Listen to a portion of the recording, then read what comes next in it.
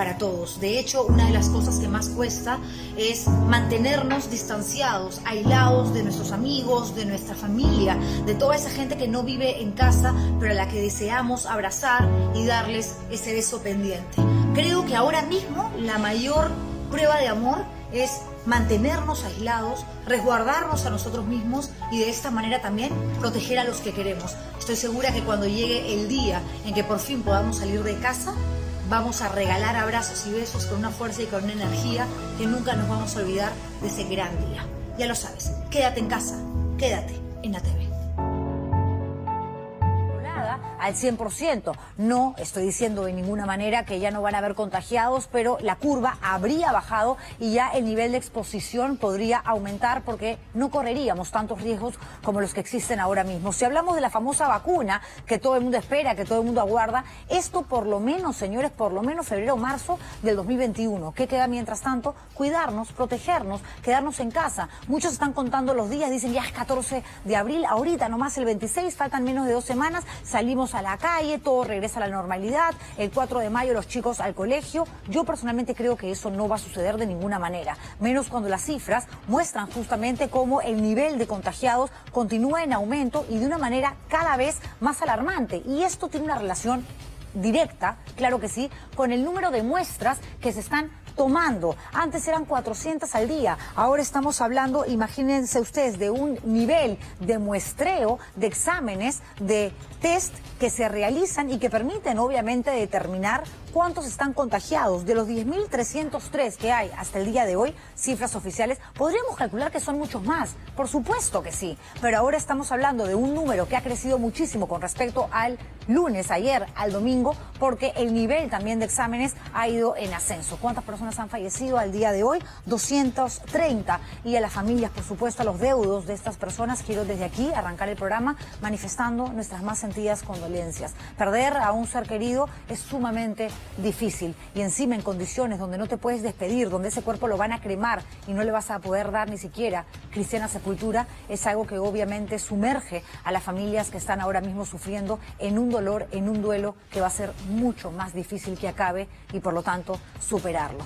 Estas son las cifras justamente de las que habló el presidente de la República. Hoy también participaron varios ministros. Esta noche converso con Silvia Cáceres, la ministra de Trabajo, y también con el ministro del Interior, porque ya sabemos que las multas se empiezan a ejecutar. Si tú no acatas este estado de aislamiento, este estado de emergencia, vas a recibir una sanción en materia económica, vas a tener que pagar. Y esto no tiene nada que ver con el hecho de que además paralelamente en simultáneo te llevan a una comisaría, por supuesto que sí, y pasas al famoso registro donde el Ministerio Público más adelante pide una condena, una sanción, una sentencia para aquella persona que no acató. De lo que habló el presidente de la República, un resumen, es lo que viene a continuación y con esto aprovecho para darles la bienvenida al programa. Gracias por vernos. Adelante.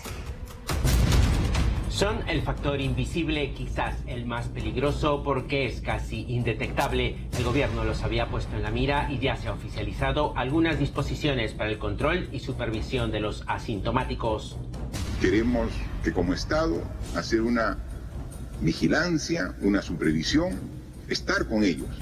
Solo el 15% de los infectados con el COVID-19 tiene que ser hospitalizado. El 85% de contagiados o no tienen síntomas o estos pueden ser atendidos en sus hogares. Hay algunos en la Villa Panamericana, pero la gran mayoría está en sus casas. El problema es que contagian a su entorno, la familia primero y luego los contactos. Los familiares que están atendiéndolo muy probablemente se contagien y sean muchos de ellos asintomáticos. Y al no tener los síntomas están saliendo de compras a los mercados, están yendo a los bancos y están dando lugar a una gran cadena de contagios. Las medidas que se tomarán implican no solo detectarlos y aislarlos, sino también atenderlos y cuidarlos, ha detallado Martín Vizcarra. El programa creado se llama Te Cuido Perú. Va a significar la controvertida geolocalización hasta que sean dados de alta. Se trata de un grupo multisectorial liderado por el Ministerio de Defensa. Tiene 6 elementos que se basan en una plataforma digital. Un segundo equipo es el de detección a través de la toma de muestras. Otro grupo se encarga del aislamiento tanto del contagiado como de su familia y los contactos. Va a haber un equipo de seguimiento y de soporte clínico, es decir, para hacer seguimiento no solamente al infectado, sino a la familia para ver su evolución.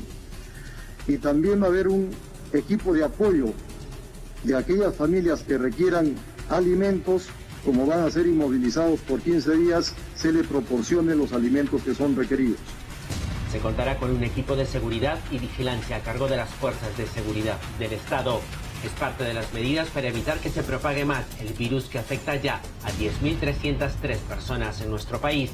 Se han hecho ya 102.216 pruebas. Aquí lo resaltante es la cantidad de muestras. No hay ningún país, ninguno de Sudamérica, que haga tantas pruebas como el Perú. De las pruebas, 91.913 dieron negativo. Hay en los hospitales 914 pacientes. De ellos, 132 están en una UCI con ventilación mecánica. Lamentablemente ha habido 230 defunciones, lo que implica que nuestra tasa de letalidad es del 2,23%. La buena noticia es que científicos peruanos han determinado el genoma del COVID-19 que nos afecta, es decir, su característica, y la información ya ha sido compartida a la comunidad científica que desarrolla la vacuna. Bueno, y además de los anuncios típicos a los que ya estamos acostumbrados, que vienen todos los días en conferencia de prensa desde Palacio de Gobierno, algo dijo Martín Vizcarra que sorprendió, porque ahora mismo solamente los políticos están hablando de la posibilidad de que el presidente de la República se quiera quedar, anclar en el poder y postergue las elecciones que tienen que ser en abril del próximo año. Y aclaró este tema, en realidad aprovechó para cerrarle la boca a muchos, diciendo que a él no le interesa quedarse en Palacio de Gobierno, que él ya tiene un compromiso con la población, que lo dijo desde un inicio, que él no va a volver a postular. En realidad nunca lo hizo, es presidente de pura casualidad. Pero lo cierto es que no tiene la intención de participar en los próximos comicios que, según él, de todas maneras se van a llevar a cabo sí o sí en abril. Bueno, si sucede o no, ya depende, por supuesto, hasta qué punto avanza esta enfermedad y cuándo es que efectivamente llegamos a este punto de inflexión que permita la baja de la curva para todos estar un poco más tranquilos y poder ir de manera progresiva regresando a lo que sería una nueva vida real. Porque lo que conocemos, esos señores, ténganlo por seguro, no va a regresar nunca más. Escuchemos. Lo digo con claridad y enfático, que las elecciones generales se tienen que llevar a cabo en abril del año 2021, porque el problema ya estará superado en ese momento y sí será posible llevar elecciones. Y obviamente ratifico que no seré candidato, porque yo cumplo no solamente lo que está establecido en la ley, sino cumplo también mi palabra siempre. Por eso es que todas las decisiones que tomo como presidente y como gobierno nunca son pensando en qué ventaja podría tener una futura elección, que no voy a participar. A ver, tenemos entrevistas, como se los dije al inicio del programa. En instantes converso con la ministra de Trabajo, luego con el ministro del Interior aquí en vivo y en directo. Pero ahora hay movimiento en el Callao. Recuerden que a esta hora, desde diferentes puntos de Lima y del primer puerto, se realizan diferentes operativos para controlar el cumplimiento de este estado de emergencia, aislamiento social obligatorio. ¿Y quién está ahora mismo en el Callao? Nuestra compañera Karina Reina Farge. Karina, ¿cómo estás? Muy buenas noches. Muy buenas noches, ¿cómo estás, Juliana? Desde la avenida Guardia Chalaca, así lucen las calles del primer puerto a estas horas de la noche. Vemos gran resguardo policial, también de efectivos de la Marina de Guerra, que son los que han sido destacados a esta zona. Importante señalar que en esta ocasión estamos patrullando con los miembros del Escuadrón Verde del primer puerto del Callao. Nos estamos dirigiendo a una zona del Callao, Juliana, donde ellos han recibido una alerta. Hay una persona fallecida, no se sabe hasta el momento si se trataría de COVID-19. Es por esa razón que los efectivos se están trasladando para hacer la verificación. Justamente si hubiera este caso, se encenderían las alarmas para hacer el traslado y encender los protocolos. Como hasta el momento no se sabe exactamente cuál es el motivo de este fallecimiento, nosotros estamos trasladándonos con 3 unidades de el Escuadrón Verde, del Escuadrón de Emergencia, de la Policía Nacional del Callao. Algo que sí queremos resaltar es el hecho de que por primera vez estamos viendo las calles completamente vacías. Te decía, avanzamos por la avenida Guardia Chalaca y en otras ocasiones hemos encontrado personas transitando, hemos visto a personas caminando. En esta ocasión no hay nadie en la calle hasta el momento. Llevamos más o menos una media hora avanzando con los patrulleros y sí tenemos que destacar el hecho de que hasta el momento no hemos encontrado ninguna persona detenida. Bueno, estamos viendo que en este momento no hay personas caminando, así que hay mucha tranquilidad. Perfecto. Y sobre todo que en este momento se han encendido las alarmas por este caso. Juliana, nosotros ni bien lleguemos al punto, vamos a retomar la comunicación con ustedes para comentarles qué es lo que está sucediendo aquí en el Callao, y si es que hubiera un caso de COVID también lo comunicaremos. Perfecto, regreso contigo en cualquier momento entonces, Karina, pero así como se critica a aquellos irresponsables que incumplen con el aislamiento social obligatorio, es momento de saludar y felicitar a los vecinos que viven muy cerca a las zonas que está recorriendo junto a la policía nuestra compañera Karina Reinafarge, y que claramente ahora sí se han guardado, que están obedeciendo a lo que la norma, esta exigencia, nos obliga, a pesar de lo que implica, por supuesto, dejar de trabajar, tener que estar en casa, y sobre todo para aquellas personas que viven en condiciones mucho más humildes y pobres que el resto del país. Me voy, gracias Karina, con Claudia Toro hasta San Juan de Miraflores, no, del Lurigancho, perfecto, hasta el distrito más grande de Lima entonces, y nuestra compañera ya está lista para informarnos en vivo y en directo. Claudia, tú también en medio de un operativo, por lo que veo, adelante.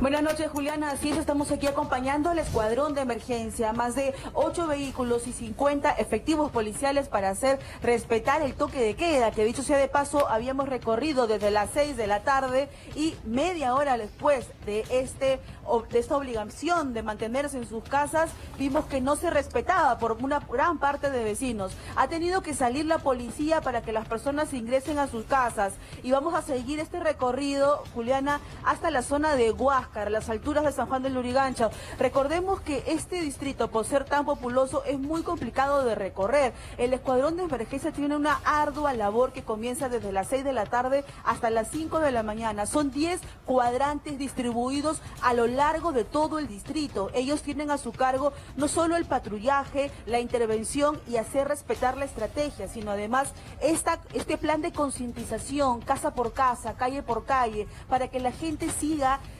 recomendando medidas sanitarias que deben seguir, no solo dentro de sus casas y con sus familias, sino también al momento de salir a comprar. Recordemos que ya se ha hablado de que en los próximos días se va a aplicar una multa, y por lo que nos comentaban los efectivos policiales, el comandante a cargo de la jurisdicción mencionaba que no se estaría respetando esta aglomeración de personas como hemos observado en varios mercados. Por ello era necesario aplicar una multa, porque de todas maneras en lo que comenzó este estado de emergencia, estos 30 primeros días, hay más de 2.000 detenidos por no respetar la cuarentena por diversos aspectos, y también el toque de queda. ¿Sí, Julián? La data que compartes es sumamente importante, más aún cuando en un rato voy a estar con el ministro Carlos Morán para hablar básicamente del tema de las multas, porque en realidad, las medidas son bastante drásticas. Oscila, por supuesto, el pago de estas sanciones, pero si tú no cancelas tu multa en un periodo máximo de 5 días, luego no vas a poder acceder a un crédito, vas a tener problemas cuando se abran las fronteras si quieres abordar un avión para ir al extranjero, visitar a un familiar, hacer un negocio, lo que fuere. Y esto, efectivamente, cuando hablamos de las situaciones que tienen que ver con los castigos que vendrían acompañando justamente a este incumplimiento, está circular por la vía pública sin contar con el pase personal laboral, luego circular también o estar en espacios públicos sin utilizar la mascarilla, que desde hace algunos días es de uso obligatoria, no respetar la inmovilización social obligatoria, desarrollar actividades sociales en la calle, circular, por ejemplo, sin obedecer el llamado de los militares o de los agentes policiales, no respetar el mínimo de 1 metro de distancia obligatorio. Es decir, a ver, ya si nos toca en el bolsillo, sobre todo en momentos donde lo que más falta es plata y paciencia, no nos va a quedar otra que ahora sí cumplir. ¿Qué va a pasar con los mercados, que son justamente los espacios donde se aglomera mayor cantidad de gente? De eso también quiero comentar y preguntarle y plantearle ciertas preguntas, interrogantes a la ministra de Trabajo, con quien también hablo en un rato más. Pero antes quiero entrar en detalle a lo que les comentaba justamente cuando arranqué el programa,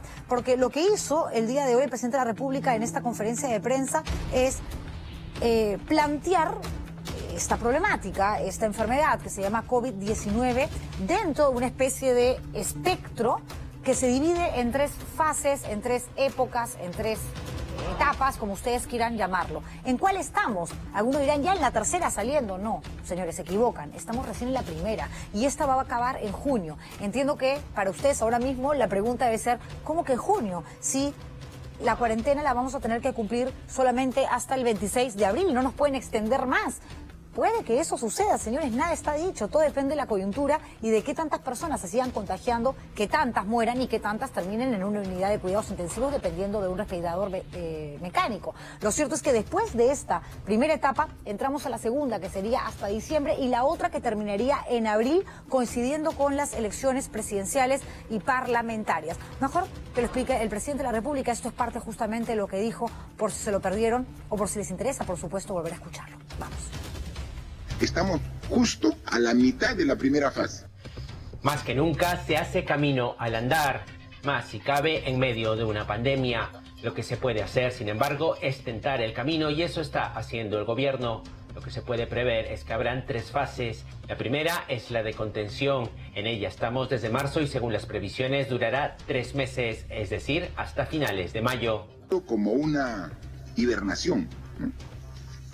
Es decir, tenemos que todos como sociedad, como economía, mantenernos en un mínimo de funcionamiento. Los esfuerzos se concentran en el sistema de salud y la protección económica. En mayo se retomarían actividades, pero paulatinamente. Desde junio arrancaría la segunda etapa, la más compleja según el Ejecutivo, no solo por la salida del estado de hibernación. Será un periodo en el que se espera que el instrumental médico dé paso a otra herramienta, el diálogo para la recuperación nacional. Todos tenemos que ceder algo. Todos tenemos que ceder algo. Si no aprendemos la lección y queremos que todo empiece manteniendo nuestros privilegios que teníamos, no vamos a poder llegar de buena manera a la tercera etapa. Diálogo político, económico, laboral y social, en suma, a todo nivel. Los límites para los que se quieran aprovechar los pondrá el Estado, advierte Martín Vizcarra. El horizonte de una nueva y tercera etapa está en el primer trimestre del 2021, el año del bicentenario en el que se espera construir nuevas bases sobre lo que destruya el virus. Tengan la seguridad, vamos a crecer. Esa tercera fase ya la venimos preparando. Tenemos los proyectos grandes, importantes, tiene que haber un cambio de enfoque, tiene que haber un cambio de estructura. La salud y la educación deben salir fortalecidas, se dice desde el gobierno. Se espera también de la economía luego de la inyección de miles de millones de dólares y las medidas para sobrevivir en esta primera fase en la que muchos no tienen ingresos. Se insiste en defender por ello, por ejemplo, decisiones como la de la suspensión perfecta de la actividad laboral. El gobierno ha informado que los primeros 380 soles del bono han sido entregados a 2,5 millones de hogares y falta 1 millón. Se espera que los siguientes 380 soles se distribuyan más rápidamente. 72 millones de soles de los 300 millones del Fondo Empresarial para las pequeñas y microempresas ya han sido entregados a casi 10.000 de ellas. Se han gastado 61 millones de soles de los 213 millones previstos para la entrega de canastas por parte de los gobiernos locales.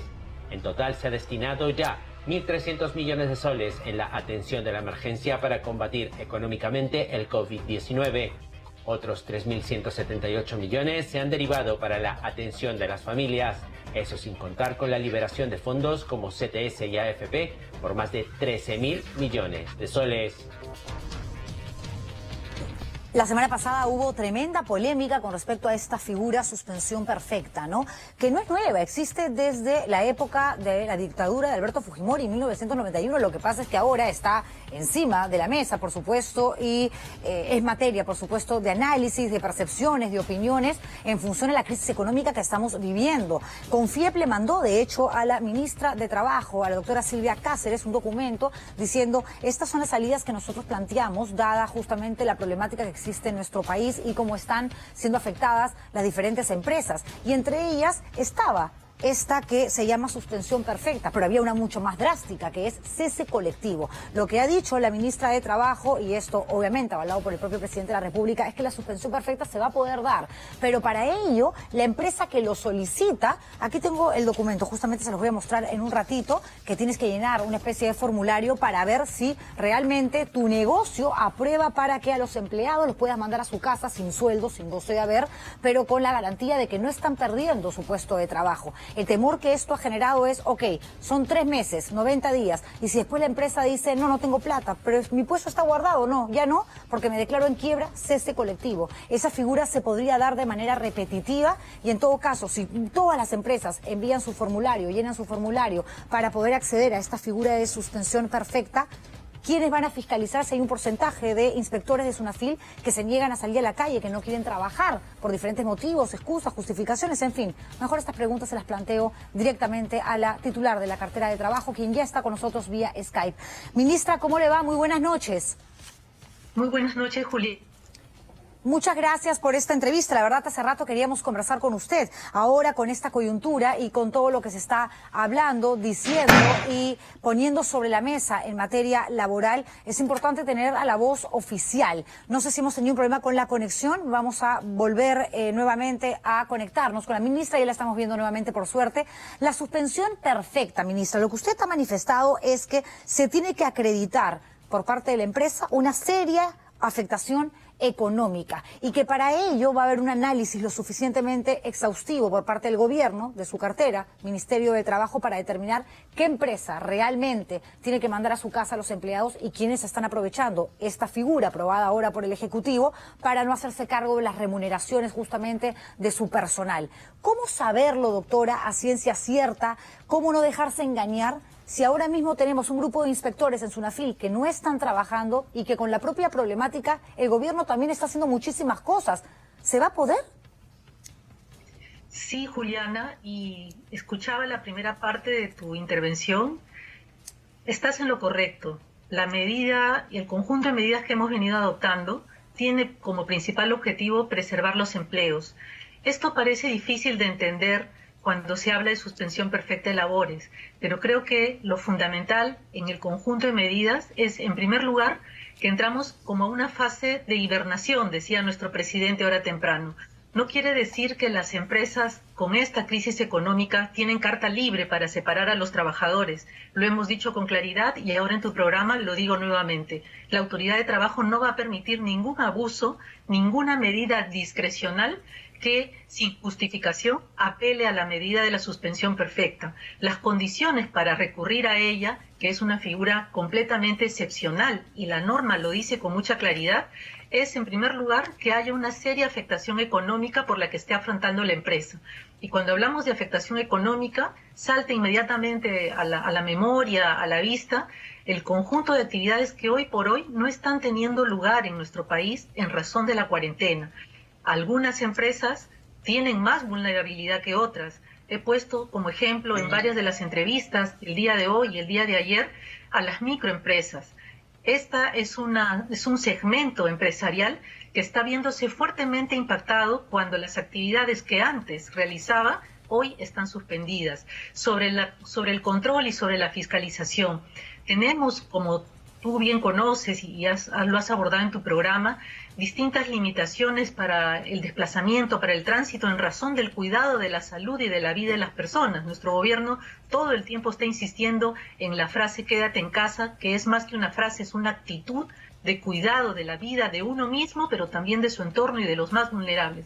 En ese sentido, las limitaciones de tránsito afectan a varias actividades. Sin embargo, ya hemos abierto una oportunidad y una posibilidad para que la Inspección de Trabajo no solo realice las verificaciones de manera presencial con los adecuados equipos y con la adecuada protección como le corresponde a cualquier trabajador, sino también que la norma prevé una suerte de verificación virtual. ¿A qué nos referimos con eso? Nos referimos al cruce de información que es fundamental que la Inspección de Trabajo y la Autoridad de Trabajo realice respecto a la actividad económica de una empresa. ¿Qué pasa si una empresa se acoge a la suspensión perfecta diciendo... Claro, diciendo de repente que está en una situación sumamente complicada, que no va a poderse hacer cargo de la planilla el próximo mes o este mes que está recién a la mitad, y luego la data que está dando, ustedes corroboran, cruzando información o con una inspección por parte de observadores de SUNAFIL, que es un engaño, es una mentira. ¿Qué pasa allí? ¿Cuál es el castigo? ¿Cuál es la multa, la sanción para esa empresa que quiere aprovecharse de la coyuntura sin tener problemas económicos reales, mayores, y tratándose de acoger a esta figura de suspensión perfecta? Sí, lo primero es que estaríamos cometiendo, si es que una empresa se invoca, digamos, una afectación económica y no está en esa situación, un acto fraudulento. El fraude no solo está sancionado en términos laborales, sino en términos penales. ¿Qué pasa si es que esta declaración jurada recoge información fraudulenta? El empleador está obligado a pagar el íntegro de las remuneraciones que no hubiese pagado a los trabajadores en mérito de la suspensión perfecta, además de la sanción administrativa, la multa que corresponde imponer la inspección de trabajo. Así que no estamos en una situación ordinaria, general, en la que este tipo de solicitudes van a merecer un trato, no cuidadoso. Por el contrario, tenemos la claridad desde el gobierno que hay un grupo muy vulnerable, el más vulnerable en la relación de trabajo son los trabajadores, y no vamos a escatimar ningún esfuerzo para que esa verificación pueda ser estricta, rigurosa y sobre todo preservando los derechos no solo de los trabajadores de la empresa que pudieran verse en esta situación de suspensión, sino sobre todo y principalmente de los dirigentes sindicales. La norma es muy clara también en ese sentido. Ninguna suspensión perfecta debería amparar o socavar el ejercicio de la libertad sindical de los representantes de los trabajadores. Hablando de dirigentes sindicales, hoy escuché a varios voceros en diferentes radios participando en entrevistas y algunos mencionaban lo siguiente. A ver, el gobierno nos dio un mensaje hace algunas semanas diciendo que de ninguna manera iban a aprobar, iban a permitir que mandaran a los empleados de las diferentes empresas a sus casas sin goce de haber, porque hay que remunerarlos de todas maneras. Por último, buscar una figura en la que empleador y empleados se pongan de acuerdo a través del trabajo remoto, por ejemplo, y puedan obtener el 40-50% de sus saberes normales, dada la coyuntura. Pero luego está la carta de Confiep que aparece la semana pasada, donde plantean esta figura de la suspensión perfecta, y ustedes ahora avalan justamente esta salida. Entonces, la actitud que han asumido muchos integrantes de diferentes sindicatos es que el gobierno terminó cediendo a las presiones de Confiep. ¿Qué le diría a usted? No, yo descarto, de hecho, esa imputación. Hemos dicho en el curso de las intervenciones de los distintos ministros, en primer lugar, que nosotros evaluamos permanentemente el desarrollo de la cuarentena y el impacto en la salud de las personas y en el empleo. La primera respuesta de nuestro gobierno, completamente protectora y punitiva de los trabajadores, fue la licencia con goce de haber, Juliana. Esa es una posibilidad que se quedó establecida en un decreto de urgencia. ¿Para qué? Para preservar los ingresos de los trabajadores, aún cuando en las actividades en las que venían trabajando no era posible prestar el servicio. Pero ha transcurrido 30 días y al cabo de estos 30 días, en los últimos 10 días, y lo he dicho también antes de que llegase la comunicación de Confiep, en el Consejo de Ministros hemos estado evaluando permanentemente cómo respondemos a esas dificultades por las que están atravesando las más pequeñas, las actividades que están suspendidas. ¿Cuál es la opción que le damos a los trabajadores que justamente están impedidos de trabajar y cuyos empleadores dicen que ya no les pueden pagar más? Que se vayan, que se culminen sus contratos de trabajo, que las empresas los expulsen del mercado de trabajo. No, la suspensión perfecta de labores es justamente una vía intermedia que permite mantener vivo el vínculo laboral, y en el caso de los más vulnerables, que son los trabajadores de la microempresa, el Estado se compromete, pone recursos a través de esta prestación económica de emergencia para que esa suspensión perfecta no los prive de ingresos mínimos, pero ingresos al fin y al cabo para encarar esta situación complicada. Y no es solo eso, el gasto de bolsillo que podrían perjudicar a los trabajadores que van a la suspensión perfecta para atender el cuidado de su salud, también lo preserva el Estado con el pago directamente a la Seguridad Social, para que no solo el trabajador que se encuentre en suspensión perfecta, sino también el conjunto de su familia, los denominados derechohabientes, puedan mantener esta atención en la Seguridad Social, justamente reconociendo su situación de vulnerabilidad, y es una apuesta de nuestro gobierno para proteger a los trabajadores. No vamos a escatimar esfuerzos, Juliana, para que sea así, y emplazo en esta ocasión también al sector empresarial. Esa comunicación que recibimos de parte de la Confiep con todos esos planteamientos, en realidad lo que demostraban era una salida rápida, una salida a las dificultades económicas que estaban atravesando las empresas. Pero ¿y dónde quedan los trabajadores? En ese sentido, ¿cuál es la solidaridad que tiene que tejerse y construirse en nuestro país para salir juntos de esta situación? El lado humano de las medidas del gobierno está claramente establecido en todas las disposiciones, en el pago del bono, para los hogares que tienen trabajadores independientes, en el subsidio del 35% de la planilla para quienes ganan hasta 1.500 soles. Todas esas medidas buscan preservar los empleos. Claro. El Fondo Crecer, que se está potenciando, orientado a las microempresas, también tiene ese propósito. Por eso la suspensión perfecta, quiero ser enfática, tiene que ser una medida residual, excepcional. No tiene por qué ser la primera opción que los empleadores utilicen para enfrentar una situación. ¿Y qué pasa con el resto de trabajadores, que además es la gran mayoría, ministra? Porque efectivamente esto de la suspensión perfecta, esto del retiro de hasta 2.400 soles de la CTS, de poder hasta ahora también sacar 2.000 soles de tus AFP, finalmente son medidas que se han tomado para aquellas personas que trabajan en la formalidad, es decir, que están en planilla, pero el 73% de los trabajadores peruanos no trabajan de esta manera. Y tenemos, por ejemplo, los independientes, que definitivamente son los más golpeados ahora mismo. El taxista, la señora que trabaja en una peluquería, el mesero, la cajera de un restaurante. ¿Qué se les da a ellos si tampoco aplica, por no vivir en condiciones de extrema pobreza, el bono de los 380 soles y tampoco están dentro de la formalidad? ¿Qué hacemos con ese grupo de trabajadores que finalmente es la fuerza laboral de un país informal como el Perú? Sí, Juliana, para ese segmento de peruanos y peruanas que justamente se encuentra en una situación vulnerable, ya sea porque estuvo en la informalidad o se mantiene en ella, el gobierno también ha dispuesto el pago del bono para familias que tienen trabajadores independientes. De los 780.000 hogares que fueron identificados a partir de un nivel crediticio y un nivel de ingresos inferior a 1.200 soles, lo que los sitúa en una situación muy cercana a la pobreza, ya hemos desplegado todos los esfuerzos para que a través del Banco de la Nación más de 300.000 hogares a la fecha ya hayan cobrado ese bono. Puede resultar insuficiente y de hecho como gobierno vamos a seguir trabajando en ese sentido para identificar en el campo rural, en el campo del trabajo independiente, cuántas personas, cuántas familias más pueden merecer la atención del Estado.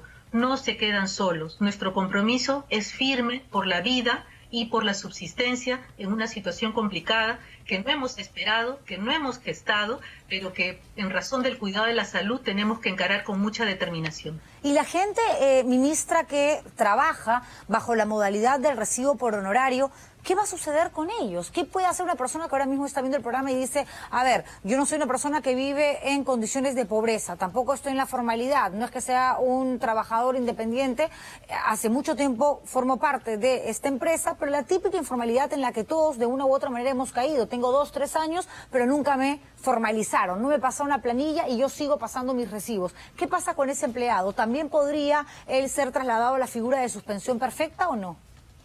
No, el trabajo autónomo es un trabajo en el que por no tener una persona, digamos, un superior que dirige sus actividades, no califica como trabajo asalariado, como un trabajador, digamos, de los que estamos hablando en un centro de trabajo.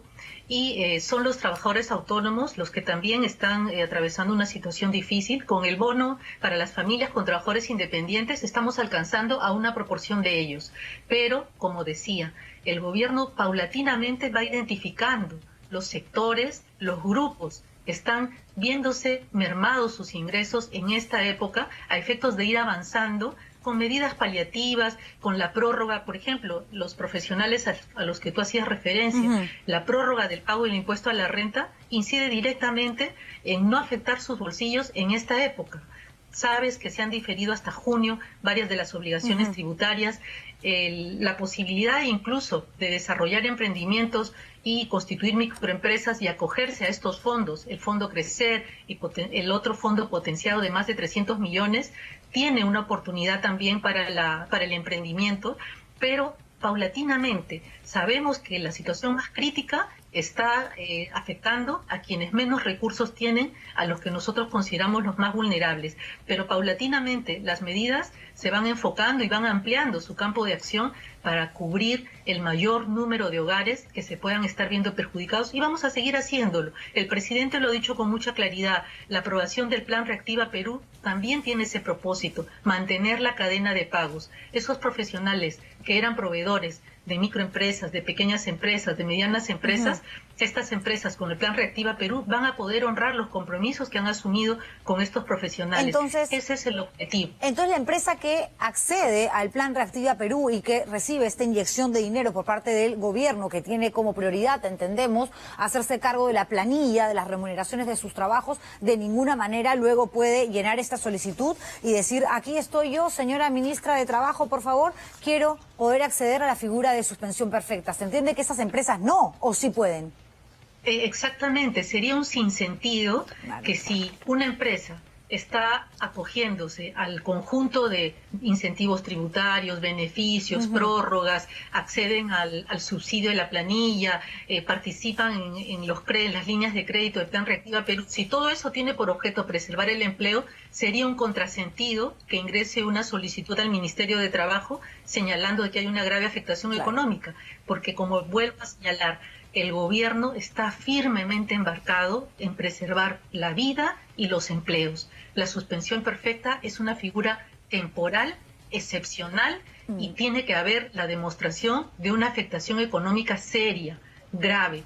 En el caso de que las empresas no se encuentren en esta situación, esa suspensión perfecta no será aceptada. Ok, ¿y qué pasa, por ejemplo, si yo tengo una empresa, ministra, y digo, perfecto, yo quiero que se pueda aplicar esta figura, pero solamente en esta área, porque la demás se está trabajando de manera remota o no, pero yo quiero dejar el área administrativa trabajando, pero a los operadores sí mandarlos a la suspensión perfecta, a este grupo sí, ¿se puede? O simplemente una vez que tú llenas el formulario y declaras que estás en una situación económica donde te resulta imposible hacerte cargo justamente de los sueldos de tus trabajadores, te lo permite el Ministerio de Trabajo y te dice perfecto, suspensión perfecta para todos, o se puede hacer una especie de división, este grupo sí, este grupo no.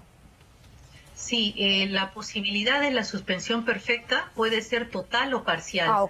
Cuando el nivel de afectación involucra a toda la actividad empresarial, podría presentarse una solicitud de suspensión perfecta total, pero si solo afecta, por ejemplo, a una línea de producción, a un rubro, a un determinado giro y no afecta al conjunto de la actividad empresarial, la suspensión perfecta puede ser parcial. Ok, y para grandes empresas, pequeñas empresas, MIPES, para todas, cualquiera tiene la posibilidad de llenar el formulario y acceder a esta figura ya aprobada por ustedes, por el Ejecutivo. Siempre que acredite que hay una grave afectación económica. Esa es la premisa fundamental a efectos de determinar si la suspensión perfecta opera o no opera. La segunda condición es que el trabajo remoto no pueda ser realizado. En primer lugar, si hay grave afectación económica. Si esta afectación económica pone en riesgo la viabilidad de la empresa, ese es un valor, ese es un criterio, que será merituado por la Autoridad de Trabajo, verificado por la Inspección de Trabajo, a efectos de pronunciarse si procede o no procede. Una pregunta que me han hecho llegar muchas personas a través de las redes sociales, ministra, tiene que ver con el famoso retiro de un porcentaje del Fondo Privado de Pensiones, AFP. El gobierno ha dispuesto que el retiro es de 2.000 soles en una sola armada y ya la gente está accediendo, llenando, ¿no?, en su plataforma con sus datos y demás. Pero hay un proyecto multipartidario que fue aprobado con más de 100 votos en el Congreso de la República, que ya llegó al Ejecutivo y que entiendo, según la norma, que el presidente de la República tiene hasta fin de este mes, hasta el 30, para observarla o simplemente plasmar su rúbrica y dar este asunto por un tema cerrado. Lo más seguro es que lo observe porque allí sí el Congreso y el Gobierno no se terminan de poner de acuerdo. ¿Cuál es la postura hoy, a mitad de mes, casi quincena, del Gobierno con respecto a esto? Que lo observen o no, al final va a seguir debatiendo el Legislativo y lo más seguro es que lo terminen aprobando ellos. Sí, allí tenemos que tener en cuenta el aspecto de la urgencia de la toma de decisiones.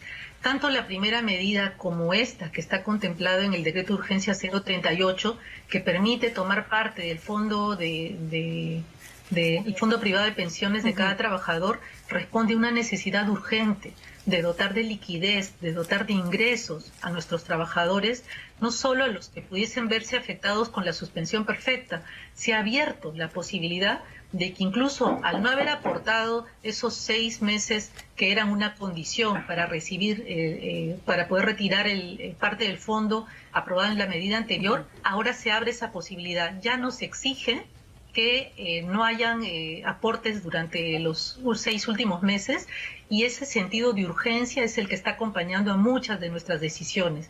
Perfecto. La evaluación final la haremos en Consejo de Ministros con relación a la autógrafa. Ha sido trasladada ya a cada ministerio para el análisis correspondiente, pero la evaluación corresponde hacerla en Consejo de Ministros. Mañana hemos sido convocados a Consejo de Ministros también, y seguro forma parte de la agenda de discusión. Perfecto. Ministra, muchísimas gracias por esta entrevista. Silvia Cáceres conversando con Gracias. nosotros, largo y tendido, de temas que son fundamentales. Aquí hemos podido conversar en los últimos días con varios abogados laboralistas. Nos han tratado de contextualizar todo lo que explica la norma, que tiene además pocas horas, de hecho, vigente, las medidas que se han venido tomando y anunciando desde gobierno, pero otra cosa es ya tener a la voz oficial que te pueda decir cómo es que esto se va a tener que encaminar el tiempo que dure esta pandemia en nuestro país, porque estamos en una situación complicada, y si el nivel de contagio, señores, no baja, la cosa se va a poner peor. No me acusen de fatalista, no es que yo quiera ser la bruja del cuento, el personaje antagónico, pero es verdad, tenemos que cumplir. Las medidas, si no, van a ser cada vez más drásticas, nos van a castigar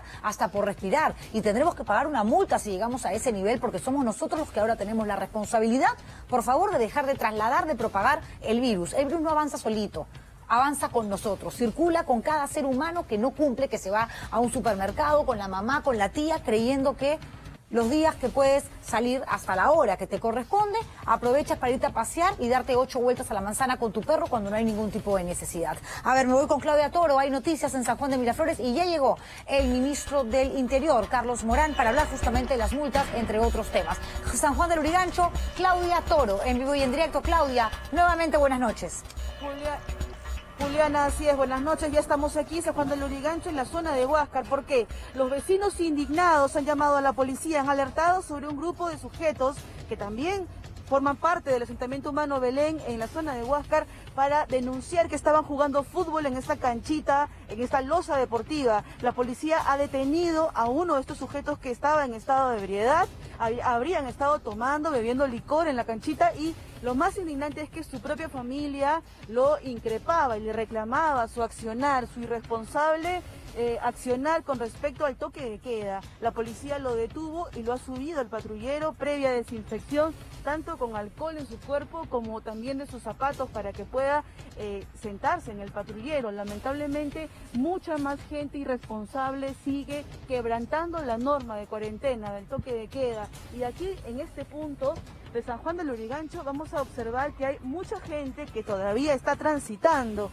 Parece ser que tienen algunos inconvenientes adicionales. Vamos a preguntar por qué están en la calle, quebrantando esta norma. Señor, ¿qué pasa? ¿Usted tiene problemas de salud? No, maternidad. ¿Va a dar a luz la señora? No, ya salió la dieron. Ah, ¿ya la dieron de alta y su bebé? No, se queda ahí porque estoy maduro. Es un bebé prematuro. ¿Cuántos meses ha nacido? 6 meses.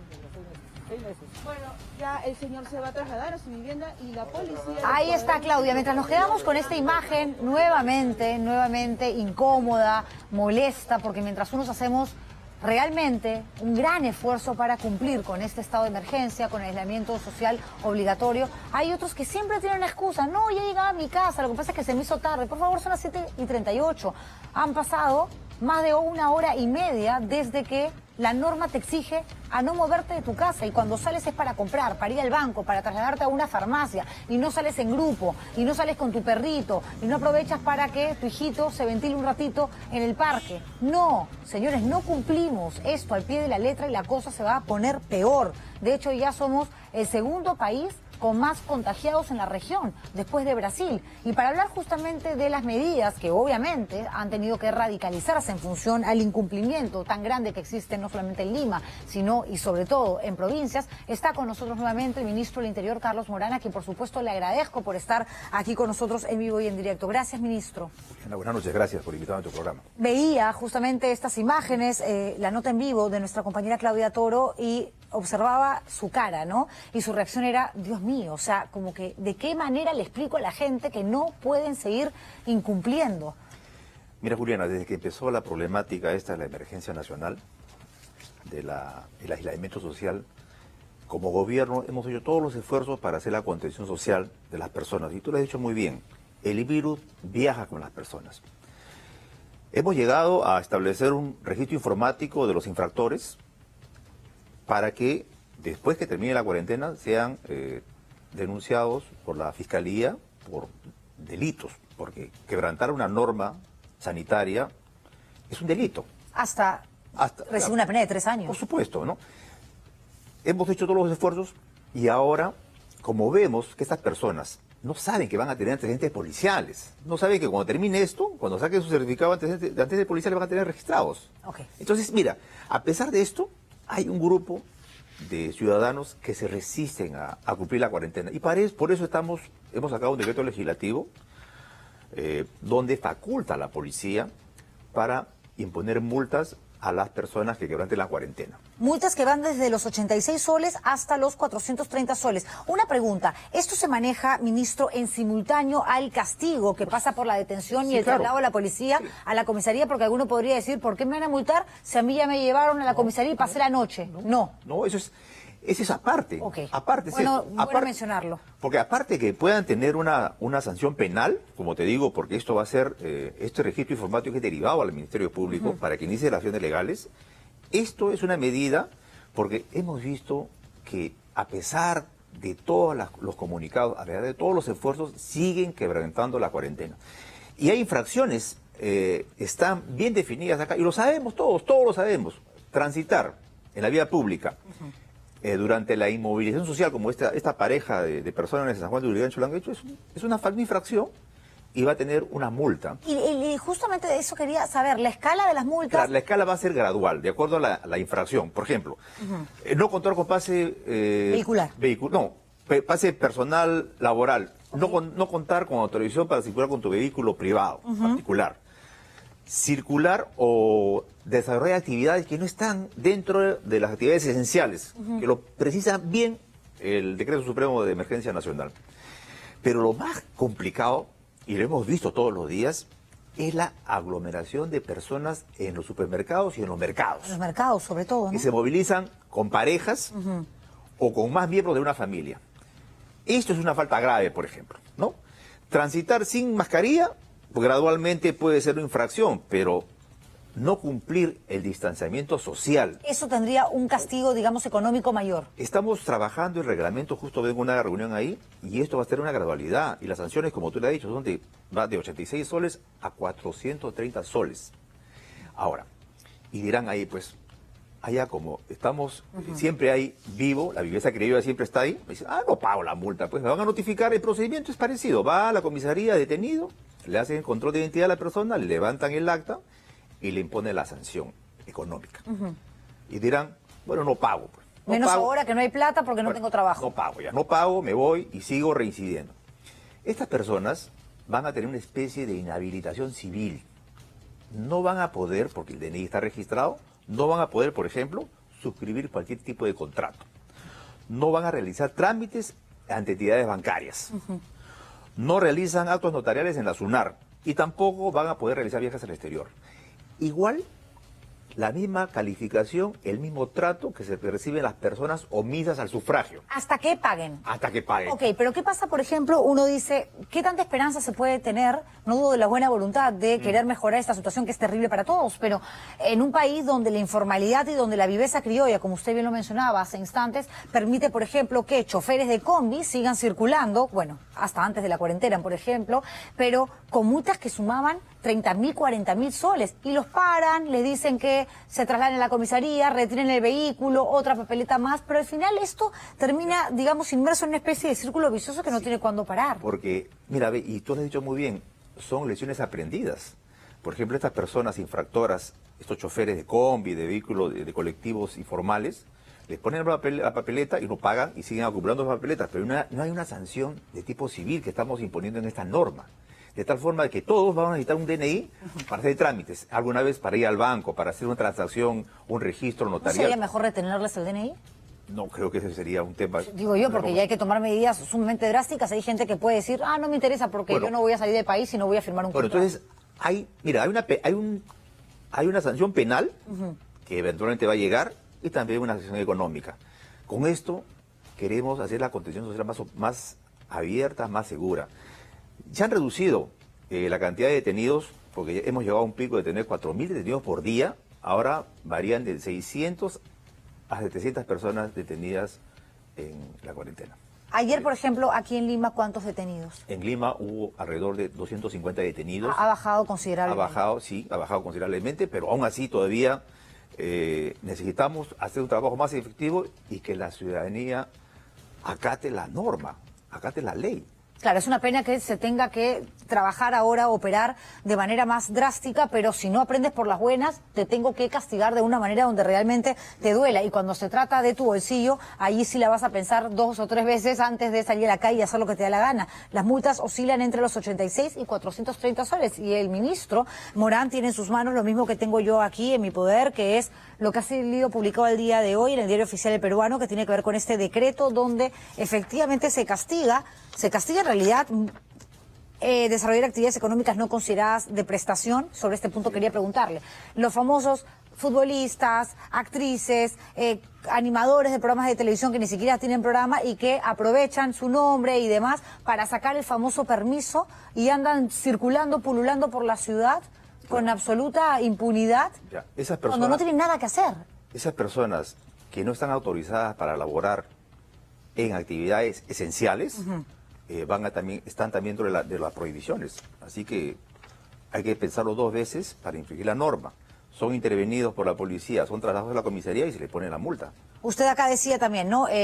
Si no cuentas con el respectivo pase personal laboral, circular con un vehículo de uso particular sin la autorización emitida por el Ministerio de Defensa o del Interior, no respetar la inmovilización social, no respetar la inmovilización social obligatoria durante todo el día domingo, no ponerte la mascarilla, no respetar el metro de distancia mínimo, que es lo que se solicita en espacios públicos, mercados.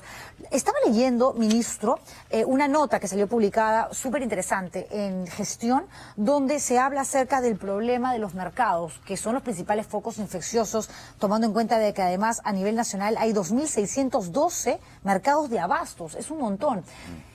Había una crítica al Ministerio de la Producción. Se decía, ¿por qué no hubo un análisis sobre la manera, los hábitos, las formas de consumir del peruano promedio para empezar a tomar medidas justamente restrictivas desde esos focos infecciosos, que es algo que finalmente no se hizo? ¿Qué hacer ahora? Miren, el ministro de Defensa está liderando ahora un programa multisectorial donde precisamente es atacar el foco infeccioso directamente en las personas que tienen el COVID-19. Y una problemática son los mercados, ¿no? Porque los mercados, la aglomeración de gente hace pues que no se respete el distanciamiento social. Entonces se está articulando con los ministerios para que esos mercados itinerantes puedan funcionar. Pero al mismo tiempo también, y lo vamos a hacer con drasticidad, estamos disponiendo de personal de inteligencia para que identifique a estas personas que van a comprar. Bueno, los vendedores están ahí, pero los compradores lo hacen en grupo, lo hacen 2 o 3 personas van.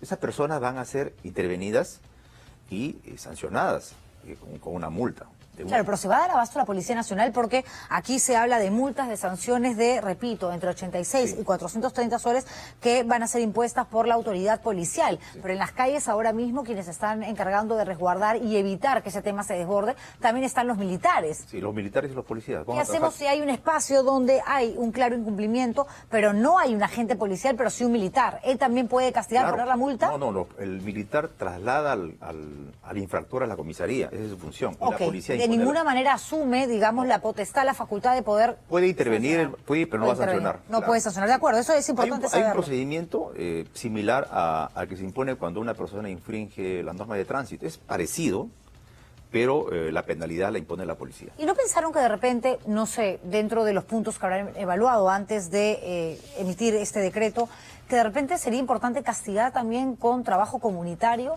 Es decir, te demoras en pagar, perfecto. No solamente no vas a salir del país, no solamente no vas a poder participar en la firma de un contrato, entre otras sanciones más allá de lo económico, sino que ahora además vas a trabajar por el país que tanto lo necesita. Sí, eso también, se está evaluando también esa posibilidad. Pero lo más inmediato es imponer una multa porque, bueno, duele que le castiguen el bolsillo, ¿no? Inmediatamente.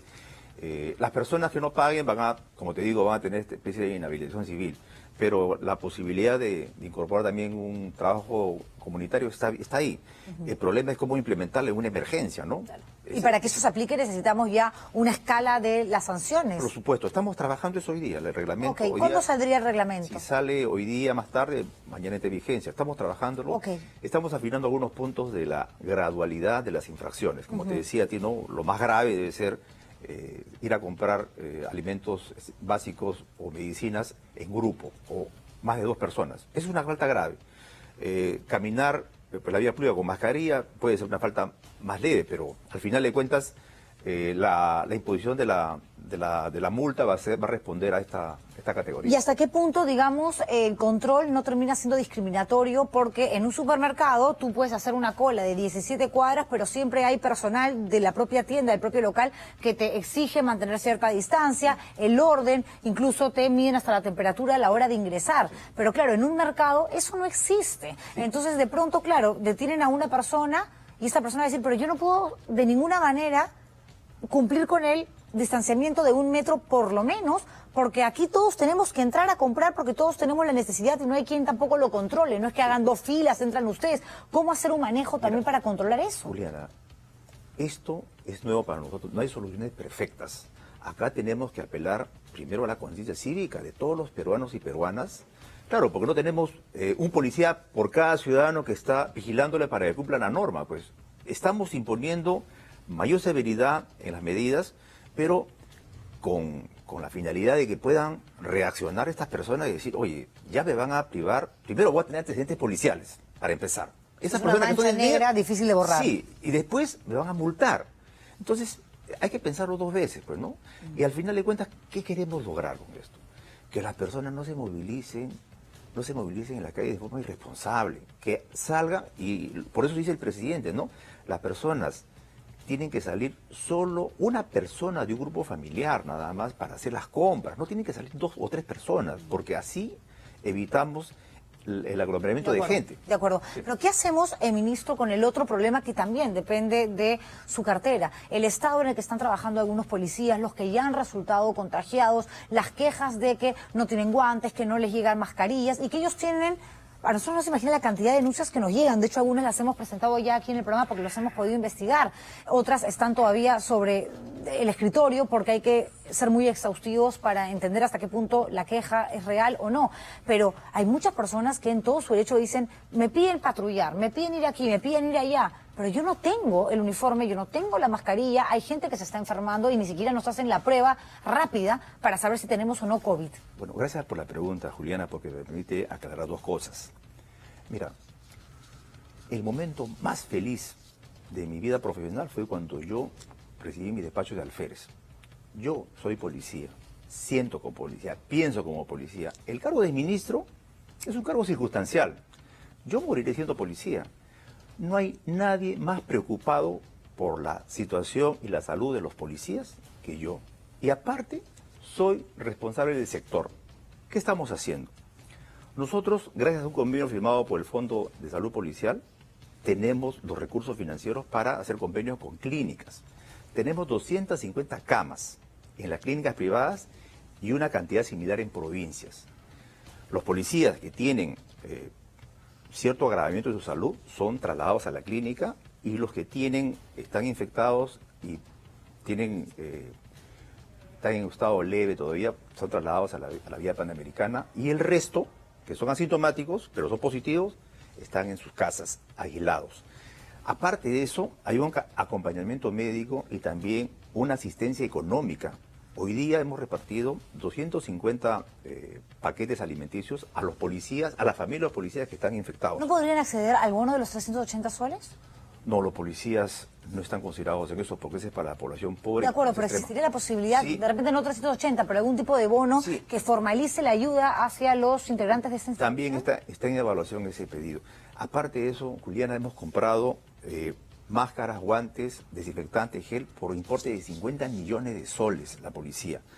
Para la segunda etapa, esta primera etapa, estoy hablando de esto de la contención. La segunda etapa, estamos habilitando el hospital nuevo de la policía, el 5º y 6º piso, para camas UCI, 16 camas UCI y 30 camas para hospitalización. Entonces, estamos trabajando, y aparte me preguntabas de las pruebas. Hasta el día de hoy hemos testeado, hemos hecho pruebas rápidas y moleculares a 12.000 policías. ¿Y cuántos han resultado 12.000, positivos? tenemos 330 positivos hasta ahora. Ya, pero el universo de 80.000 policías que están en la calle, esto representa más o menos el 0,4%. Pero es que tampoco se ha muestreado a todos. Claro, pero nosotros, la idea es testear a todos los policías. Esta semana vamos a testear a 16.000 policías más en Lima y Callao, y en provincias 2.000 policías, 2.000 pruebas más adicionalmente. Y de esos 330, perdón, que han resultado positivos, ¿qué porcentaje fueron sometidos a pruebas moleculares o a pruebas rápidas? Sí, un 20% pruebas moleculares y un 80% pruebas rápidas. Las pruebas rápidas tienen mayor facilidad en la administración. Estamos trabajando eso.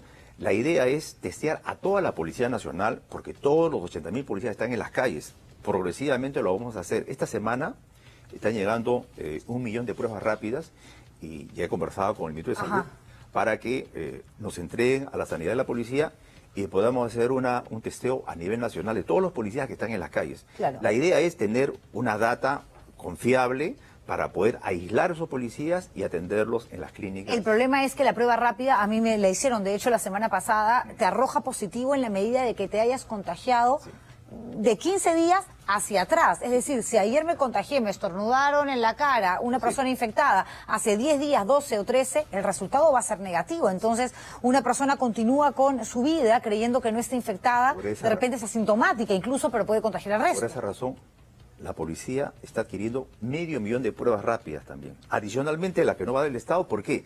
Porque este COVID-19 ha venido acá al Perú para quedarse. No, eso no va a acabar en un mes. En todo el año los policías van a hacer el trabajo de contención. Va a haber siempre contacto con las personas que no cumplen una medida de aislamiento y por tanto van a ser evaluados permanentemente. ¿Se prolonga el estado de emergencia? No, yo te estoy diciendo de que esta enfermedad se va a quedar. Es progresiva, de acuerdo. Y la vida real tal cual la conocemos no solamente no va a volver, sino que todo se va a tratar de acomodar en esta nueva coyuntura poquito a poco. Pero lo cierto es que terminamos supuestamente esta cuarentena el 26 de abril. Sí. Pero entendemos que si nos dicen que nos tenemos que quedar en casa más tiempo, no nos queda de otra que acatar, cumplir. Nuestro gobierno está cumpliendo las recomendaciones médicas. El criterio médico es importante acá porque queremos proteger la salud de los peruanos, más que cualquier. Sobre todo está la salud de los peruanos y peruanas. En ese sentido, todo está en evaluación. Y la idea, la finalidad de esta medida de cuarentena es achatar la curva, reducir los contagios, la velocidad de contagios y también la hospitalización.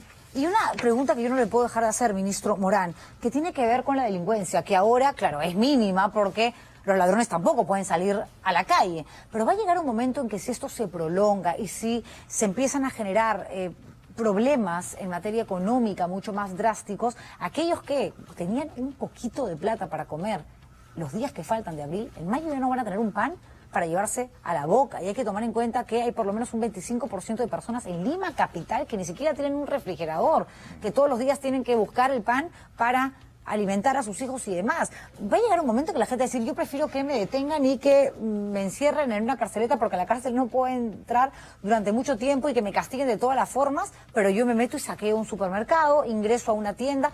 ¿Ustedes como Ministerio del Interior han hecho una proyección de lo que podría eventualmente suceder en cuanto a la inseguridad? Sí, ya hemos mapeado todo Lima y Callao y también algunos puntos calientes en provincias donde para responder oportunamente ante esta contingencia.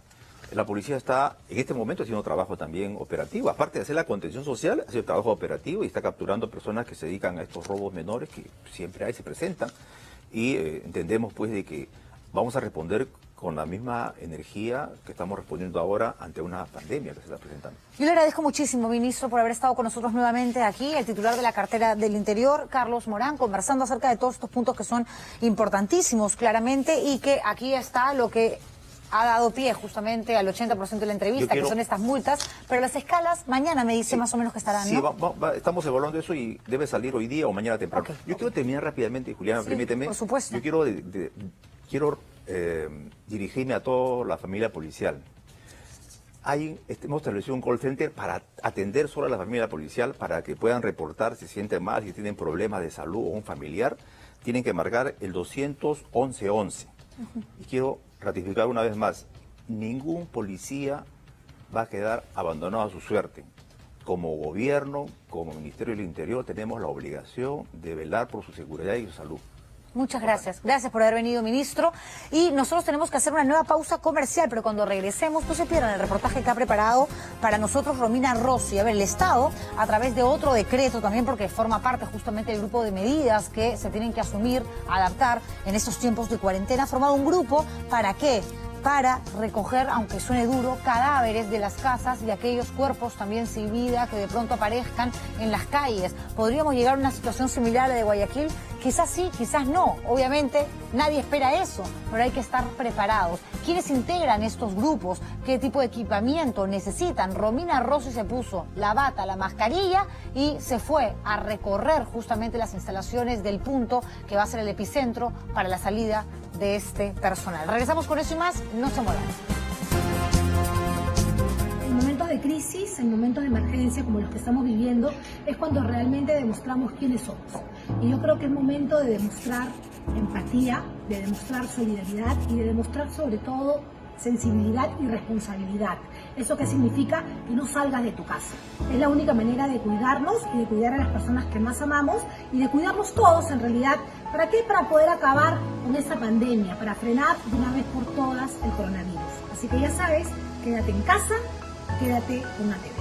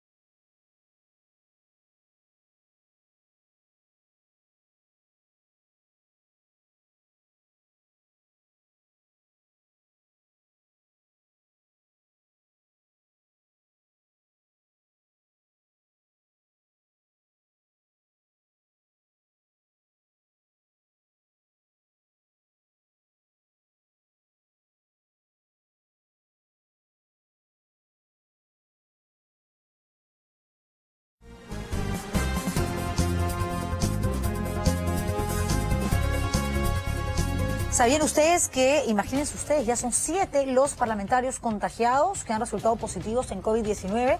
Acá algunos chicos me dicen, sí, Juliana, sí. Y de estos 7, 5 son del partido Podemos Perú, que justamente es la bancada de Daniel Urresti. Él, tenemos entendido por el momento que está sano, que no está infectado, pero voy a conversar en instantes con él. Antes lo prometido, lo señalado antes de la pausa comercial. El Comando Humanitario, como bien saben, a través de un decreto, el gobierno anunció la necesidad de conformar grupos que se encarguen básicamente de retirar los cadáveres de aquellas personas que mueren en sus casas o que aparezcan muertas en las calles. Qué duro suena, no suena horrible, no duro, espantoso, terrorífico, sórdido, pero es una realidad que no está muy lejos, señores, y eso es la verdad. Y como tenemos que hablar en función de lo que verdaderamente está sucediendo, Romina Rossi se fue a buscar a los integrantes que van a formar parte justamente de este comando humanitario y nos explica al pie de la letra cuál va a ser el protocolo, cómo es que va a funcionar justamente este equipo humano, que lo que busca básicamente, porque la muerte no se va a poder evitar, es darles algún tipo de último adiós de lo más sensible y humanitario, valga la redundancia, aquellas personas que dejaron de existir y que obviamente no van a recibir el adiós de sus familiares y cuyos cuerpos van a terminar siendo cremados. El reportaje. La temperatura de los hornos debe llegar a por lo menos 900 grados centígrados. Lo que aquí se queman son los cuerpos sin vida de personas, muchas de ellas víctimas de coronavirus. Hemos ingresado al crematorio del cementerio El Ángel, donde también recibirían muertos por COVID. Los protocolos han cambiado. Nos tuvimos que poner el equipo de protección para ingresar, mandil, cubrepelo y zapatos, además de las ya habituales mascarillas y guantes. Solo así pudimos acceder a un espacio que antes era abierto a los familiares de las personas que iban a ser cremadas. Hace unos instantes se ha realizado una cremación y vemos que está al costado el féretro. Sin embargo, para las personas que mueran por el COVID-19 serán ingresados al crematorio con todo y ataúd. Esta es la nueva manera en la que se incineran los cuerpos, para que así no se tenga contacto con los fallecidos. Además, que los equipos humanitarios de recojo de cadáveres deberán seguir todo un protocolo con la finalidad de evitar todo tipo de contagio. Colocarlo dentro de una bolsa hermética e impermeable, ¿no? Y luego sellar esta bolsa, cerrar y hacer un rociado de una solución química que es el hipoclorito de sodio, la lejía, que va a colocar la bolsa que ya está cerrada y sellada dentro del ataúd para proceder su traslado, ya sea a la cremación o a la inhumación. Es decir, no todos los muertos por COVID serán cremados. Algunos podrán también ser enterrados o reposar en un nicho. Esto en las localidades donde no haya un crematorio. Una vez que se entierra el fallecido ya no transmite nada, ya está fallecido y descansando en paz. Hemos encontrado en algunos lugares que no están dejando entrar al cementerio. Entonces, ¿por qué? Porque tienen la creencia que va a haber una infección en el lugar. No, el riesgo ya se controló. Tanto el Salud como el SIS cubrirán todos los gastos de personas que mueran infectadas con coronavirus. El costo del traslado y la cremación es cubierto tanto por el Salud y en el SIS, en el caso de asegurados SIS, y en caso de indigentes también es cubierto por el SIS. Y en los otros casos, obviamente, por sus seguros, como ya les dije, correspondientes. ¿Y qué pasará con quienes no sean indigentes, pero no tengan ningún seguro? Si no tiene seguro, el SIS lo va a afiliar inmediatamente y va a proceder también a enviar a los servicios funerarios con el ataúd. Solo en Lima hay 8 crematorios que están operativos para proceder con el servicio.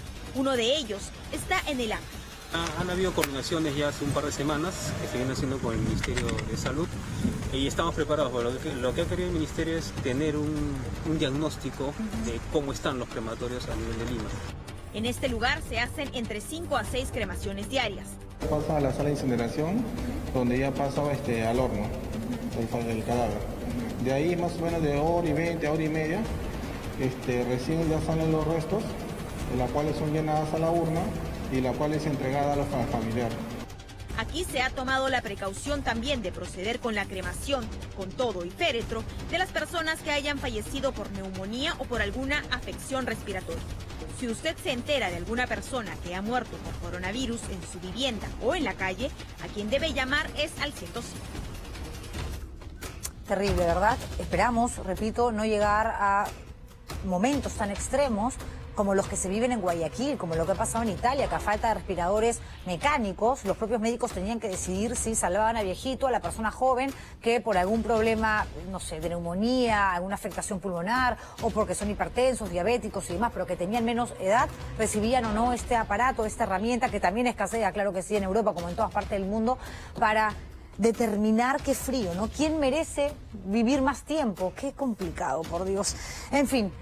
Lo que es complicado también es lo que está sucediendo con el Congreso de la República. Hasta ayer eran 5 los parlamentarios contagiados. Yo estoy segura que esto se dio aquel viernes, donde hubo pleno, no quisieron votar de manera virtual, se reunieron los 130 congresistas en espacios, ¿no?, diferentes del propio Palacio Legislativo, que es muy amplio, en 9 ambientes, pero al final no se pudo evitar el contagio.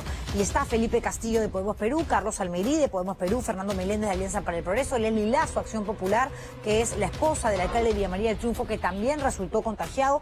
Y lo nuevo es que hay 2 congresistas, 2 parlamentarios más de Podemos Perú también, José Luna y Aarón Espinosa. Es decir, de esta fuerza política que tiene 11 curules, escaños en el Congreso, hay 5 que están contagiados, 6 que no sé si han pasado por la prueba, pero que hasta el momento sabemos que no están infectados. Entre ellos, Daniel Urresti. Y el congresista Urresti está con nosotros en la línea telefónica. Congresista, buenas noches.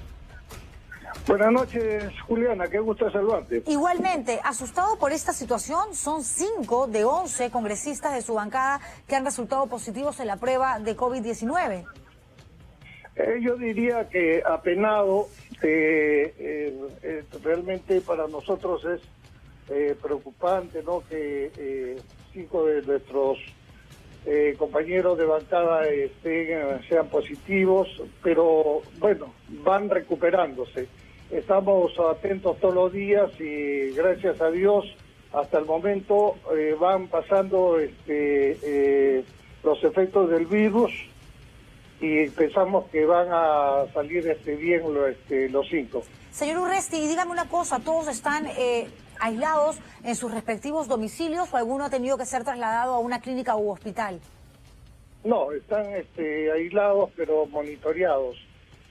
¿Cómo se llama? Todavía no ha habido la necesidad de internar a alguno, gracias a Dios. ¿Ha pasado usted ya por el muestreo, por la prueba, por el examen, ya sea rápida o molecular? Sí, he hecho las 2 pruebas y han salido negativas ambas. Yo estoy felizmente sano, no me he contagiado y trabajando, ¿no?, virtualmente, como debe ser. Hay quienes dicen que fue una tremenda irresponsabilidad la del Congreso de convocar a este pleno presencial, porque por más de que separen a las bancadas, a los grupos en 9 ambientes, que fueron finalmente los que se destinaron aquel día que votaron a favor del proyecto multipartidario, del retiro del 25% de las AFP, el contacto no se iba a evitar, porque entraban de 3 o en 4 justamente al hemiciclo para poder emitir el voto. ¿Usted cree que eso fue un error? Me imagino que sí, porque mire usted la cantidad de contagiados, 7 congresistas hasta hoy, no sabemos qué pase mañana. Bueno, 5 son de mi bancada. Eso significa, o por lo menos me imagino, que uno de ellos estaba infectado y infectó a los demás, ¿no? Entonces, digamos que ahí se ha focalizado. Y la necesidad de un pleno, ¿tú crees que los congresistas querían asistir al pleno? Muchos sí. Era una obligación porque teníamos que sacar algunas leyes y lamentablemente no ha habido una plataforma. El Congreso anterior, a pesar de contar con más de 2.000 personas en planilla, que son de los trabajadores permanentes, no tenía no tuvo la capacidad de implementar una plataforma rápidamente. Se está haciendo gradualmente. Mañana ya tenemos una junta de portavoces virtual. Sí, efectivamente. Posteriormente las comisiones también van a trabajar así hasta llegar al Pleno. Porque imagínate, en una empresa sí es fácil, ¿no? El gerente se comunica con 30 empleados, de los cuales 10 son subgerentes o qué sé yo. Él da la situación, dicta disposiciones, alguna pregunta, sí, yo, listo, ya soluciona así, otro que quiera hablar, ya, listo, va, bien, todos a trabajar. En el Congreso no es así, en el Congreso es donde se debate. Entonces, si tú ves los plenos del Congreso presenciales, donde todo el mundo habla, y si por casualidad mencionas el nombre de uno, inmediatamente levanta la mano y dice... Claro, pero... No. Sí, congresista, Entonces, estoy totalmente de acuerdo con usted. Además, Congreso, viene Parlamento, hablar es hablar, de acuerdo, ¿ok? Indiscutible, pero aquí el tema es que estamos en una situación que nos está obligando a todos a trabajar, a operar de una manera obviamente diferente, y el Congreso no puede ser la excepción. Justamente por eso es que se está trabajando virtualmente.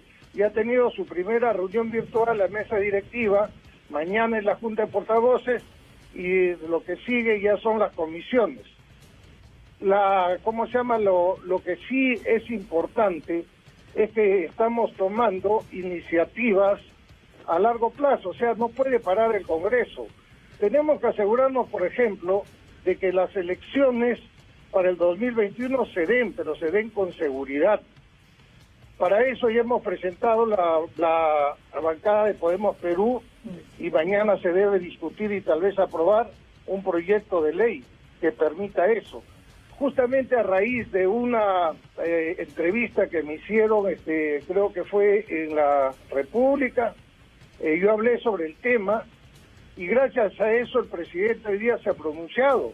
Usted dice que el presidente de la República habló acerca de su intención intacta de no postular otra vez a la presidencia, en realidad no postular, pero digamos de permanecer en el poder y de dejar en claro que las elecciones ellos tienen en abril a raíz de su entrevista.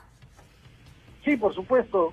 Yo estoy seguro que el presidente está atento a lo que dicen los líderes de opinión pública, y en este caso los líderes políticos, ¿no? En este momento yo soy un vocero político de mi bancada, y además estoy participando activamente. O sea, yo estaré en mi casa, pero sigo participando activamente a través de las redes y a través de videoconferencias, etcétera, para poder seguir sacando las leyes que necesitamos. No, nadie puede negar... Mañana estamos presentando 5 leyes más.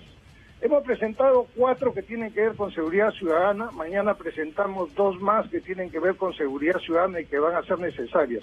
Y mira, si tú me lo permites, ya que ha estado el ministro del Interior ahí, lo he escuchado atentamente, me alegra muchísimo todo lo que ha dicho, porque es lo que la policía necesitaba escuchar. Necesitaba escuchar que a ellos se les va a dar prioridad, que van a pasar la prueba todos y que no se les va a desproteger, que se les va... Esa es la idea, ¿no? De acuerdo. Claro, igual que a la Fuerza Armada. Entonces, esto ha sido magnífico. Pero mira, dime tú, si nosotros, o sea, si se hubiese hecho antes lo que tanto se ha reclamado, si se hubiese logrado comprar los 10.000 patrulleros que necesitaba la policía, lograr que en lugar de 110.000 lleguen a 180.000 policías, que tengan la logística necesaria, no tienen ni pistolas, no tienen armamento no letal. Todo eso creo que sería el 1% de lo que estamos gastando. Seguro. En realidad, si se hubiesen tomado medidas Armada en su momento con respecto al sector salud, no estaríamos hablando de una situación que nos está llevando al borde del colapso. De acuerdo, pero congresista, usted decía hace un rato, sí. Lo que pasa es que no me... ¿Qué es lo que sucede? De acuerdo. Yo estoy de acuerdo con muchas de las cosas que tú dices. El panorama hacia adelante se muestra oscuro. La gente, hablando solamente de Lima como un ejemplo, no hablemos de todo el Perú, sino de Lima, en Las Lomas vive 4,5 millones de personas y solamente el 30% tiene los servicios básicos. El otro 70%, estamos hablando de más de 2 millones de personas que la única herramienta con la que pueden producir diariamente un ingreso para ellos es su cuerpo, es decir, salir a vender, salir a lavar, salir de carpinteros, etcétera, etcétera, etcétera. Es decir, los independientes, los que no tienen CTS, los que no tienen AFP, etcétera, las microempresas, las pequeñas empresas, los restaurantes, etcétera, están desamparados. En este momento no saben ni siquiera cómo acceder a los créditos que se supone se van a dar. O sea, no hay algo preciso para ellos, para los independientes sobre todo. Y eso es un problema gravísimo porque son el 80%. Y se van a seguir generando problemas porque es un país informal, es un país muy clasista, es un país donde no se han tomado en sectores importantísimos medidas con anticipación para evitar justamente que llegada esta pandemia, este virus al Perú, nos veamos justamente en la obligación de tener que asumir normas, acuerdos de manera intempestiva, muy rápidas, para poder analizar de todo su contexto, pero nos van a faltar fuerzas del orden. Y mira, aquí te quiero decir algo muy importante. Las fuerzas de las Fuerzas Armadas actualmente, gracias a que se cambió el servicio militar de obligatorio voluntario, solamente cuenta anualmente con un 20 a 25% del efectivo que debería tener. Y eso se ve reflejado ahora cuando lo necesitan. Hace tiempo que las Fuerzas Armadas viene reclamando que se replantee la misión que debe cumplir. Yo creo que ha llegado el momento de poner sobre el tapete dos cosas. Primero, cuáles son las nuevas misiones de las Fuerzas Armadas. Y segundo, discutir seriamente sobre el servicio militar. ¿Qué cambios se deben realizar? Congresista, ¿le parece si planteamos una entrevista para hablar de esos temas específicos en cualquier otro momento? Usted sabe que, por mi parte, más que encantada. Lo que pasa es que ahora queremos hablar, ya lo hemos hecho en realidad largo y tendido, de los congresistas de su bancada que han resultado positivos en la prueba de COVID-19. Y para terminar, ya que usted manifestaba, además, que estaba muy pendiente no solamente de su labor parlamentaria, sino también de las redes sociales, ¿qué le dice usted a Salvador Heresi? Que esto es lo que ha publicado, ni bien se enteró que habían 2 parlamentarios más contagiados y que justamente conforman el grupo político que usted integra. Con el contagio de mi amigo el congresista Arón y el no contagio de Urresti, hay que analizar su sangre por los anticuerpos. Quizás de ahí se haga la vacuna porque todos los de su partido caen menos él. Alerta Ministerio de Salud. Encima etiqueta a la institución y a usted también, ¿ah? A usted también. No es que a ver que alguien le haga llegar el mensaje. Me dicen que Daniel Urresti respondió. A ver, ¿qué le puso? Tranquilo, Salvador Heresi, soy el número 1. Cuando quieras te vacuno. Señor Urresti, ¿no es para la broma un momento tan delicado? Juliana, nunca hay que perder el está matando de la risa, señor Urresti, se equivocó. Nunca hay que perder el sentido del humor. Y sarcásticamente y con bastante humor le respondo a Salvador Heresi. Y esto pues es cuestión ya de barrio, ¿me entiendes? Yo... Señor Urresti, si no fuera usted, Daniel Urresti, creo que la gente incluso lo percibiría de otra manera, pero que algo no podemos negar, que de una u otra manera ya nos hemos ido acostumbrados. Ya me ha contado, tu productora ya me ha contado que todo el mundo se ha reído ahí en el set, incluso tú te has ido al piso riéndote, así que no me vengas con que no te ha causado gracia. Señor Urresti, ¿sabe lo peor? ¿Sabe lo peor de todo? Es que me cae bien. Me encantaría mandarlo a rodar porque además usted sabe que yo tengo un tremendo carácter y decir, no, Urresti no lo quiero entrevistar, pero dentro de todo dice las cosas por su nombre, no siempre estoy de acuerdo, a veces, y se lo he dicho en su cara, creo que se pone abusivo, faltoso, machista, pero apelo a la honestidad de la gente y a la manera de decir las cosas por su nombre. Yo creo que eso es algo que falta mucho en un país donde desgraciadamente, sobre todo en la clase política, hay tanta hipocresía. Gracias, Daniel Urresti. Y no me he estado riendo y no me he ido hasta el piso vacilándome, porque además no me han sacado ni siquiera de pantalla. Bueno, yo te agradezco mucho por la entrevista. Por favor, háganle caso a Juliana, y lo que dice es verdad. Señor Urresti. La enfermedad ha llegado para quedarse hasta que aparezca la vacuna. Nuestras costumbres van a variar. Los muertos en este momento ya se convirtieron en una estadística, Dios mío, es lo peor que se podía esperar. Ya no 200, 230, mañana 300, pasado 350, ya se convirtieron en una estadística. por el amor de Dios. Gracias, señor Urresti. Y no se trata de que me hagan caso a mí, que a mí me escuchen como justamente una voz que informa y que trata, en la medida de lo posible, de acceder a fuentes oficiales. Pero para eso están las autoridades, para eso está la Organización Mundial de la Salud y para eso está todo el trabajo que se viene realizando en nuestro país, en el extranjero, para tratar de detener esta maldita pandemia. Tenemos que ir a una pausa comercial. Ayer conversábamos con el presidente de Canatur y le decíamos qué va a pasar con el tema hotelero, con los hostales, con la gente que trabaja como guía turística, los restaurantes, la cantidad de restaurantes que hay en un país donde lo culinario justamente es uno de nuestros mayores atractivos. Voy a conversar luego de la publicidad con Blanca Chávez, que es la presidenta de la Asociación Peruana de Hoteles y Restaurantes. Volvemos con eso, señores, y volvemos con mucho más. Tenemos tiempo todavía, regresamos, no se muevan. Es tiempo que nos cuidemos entre todos.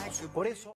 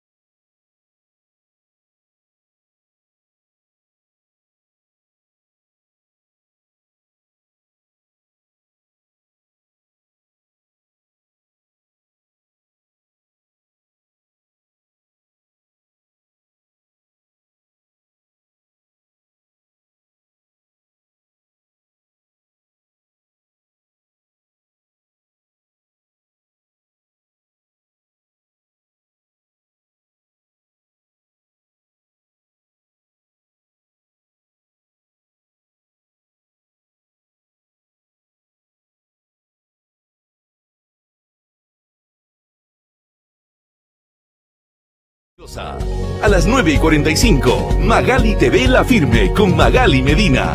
A las 11, ATV Noticias Edición Central con Drusila Sileri. ATV Noticias al estilo Juliana. Llega gracias a ACE, Ayudín, Pantene.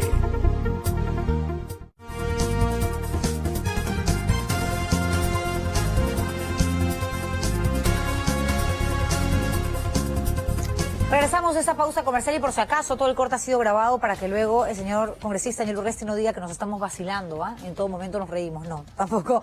A ver, señores, eso que viene a continuación no genera risa.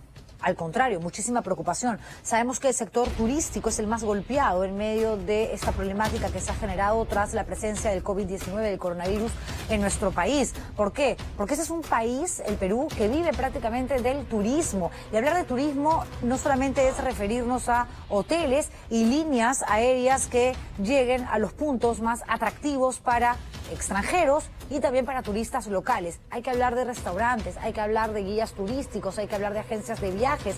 Blanca Chávez es la presidenta de Ahora Perú, una asociación peruana de hoteles y restaurantes. De hecho, ella es dueña de El Rocoto, que es un restaurante de especialidad comida arequipeña y que, al igual que los demás establecimientos, han cerrado sus puertas y están buscando la forma de subsistir en medio de una situación que para ellos es más complicada que para cualquiera. ¿Por qué? Porque el propio Vicente Ceballos, y además avalado por el presidente de la República, claro está, dijo que los restaurantes en Lima no van a poder abrir por lo menos hasta diciembre. Y estamos considerando que febrero o marzo, con suerte, podríamos tener una vacuna. No lo sabemos. Blanca Chávez está con nosotros en la línea telefónica, no, a través del Skype. La estamos viendo ya. Blanca, ¿cómo estás? Un placer tenerte aquí. Buenas noches. Buenas noches, Juliana. No te veo. ¿Ya me ves? Ahí estoy en pantalla también, está dividida. Te veo a ti perfectamente. Hay imágenes justamente de restaurantes. ¿Ahora sí tienes la imagen? Tampoco te veo. Creo que voy a voltear a ver la televisión. No importa, Blanca, lo importante en todo caso es conversar acerca de esta situación tan difícil para ustedes. ¿Cuántos restaurantes hay en nuestro país a nivel nacional que obviamente se han visto tan golpeados con esta pandemia? Así es, Juliana. Realmente el presidente y sus miembros están haciendo, miembros, ¿cómo se llama?, de ministros, están haciendo lo humanamente posible por este momento tan difícil, ¿no? Están tomando, por ejemplo, la medida de Reactiva Perú, que justo te estaba escuchando hace unos minutos con la ministra de Trabajo, ¿no? Estamos esperando esa inyección de plata. Sí, tuve un pequeño percance con el audio, no la escuchaba bien, ahora sí. Ahora qué, ok, estamos bien. Bueno, entonces lo que estamos esperando nosotros es, ya está positivo el Reactiva Perú. Bueno, estamos en coordinaciones con los bancos y esperemos una tasa de 2 a menos %, ¿no? Porque, bueno, es una plata que está garantizada, o sea que el banco no tiene ningún riesgo. Y que sea este mes, Juliana, porque la verdad pagar un salario de un mes íntegro sin que ingrese un solo al negocio es muy complicado, ¿no? No va a haber cuestión que aguante. Y lo que decía la ministra es lo siguiente, que aquellas empresas, en este caso serían los restaurantes, que reciban esta inyección de dinero de los 35 millones que se tienen que repartir a las empresas que buscan justamente hacerse cargo de sus planillas como prioridad, no van a poder ellos exigir, por supuesto, pasar al personal a la figura de suspensión perfecta. Eso es algo que a ustedes, a la gente que trabaja en el grupo culinario, de restaurantes, de comida, ¿no les ha pasado por la cabeza? ¿O hay quienes dicen, no, yo más allá de recibir esta plata, prefiero que toda mi planilla, todo mi personal siga contratado, pero sin goce de haber, hasta que pueda abrir las puertas de mi negocio?